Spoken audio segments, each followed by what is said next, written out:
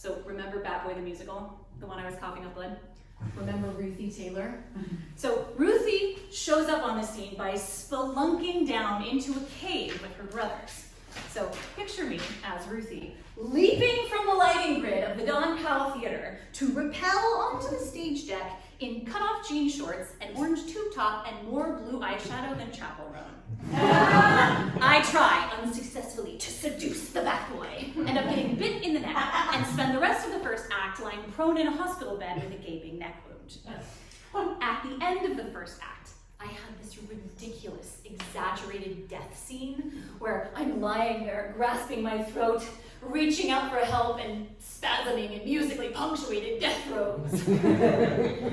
So, obviously, I have to recreate this moment now in my actual hospital bed with my actual neck wound. So, I make my sweet mother get her little digital camera out and do a full Photoshop of me in my bed, reaching out and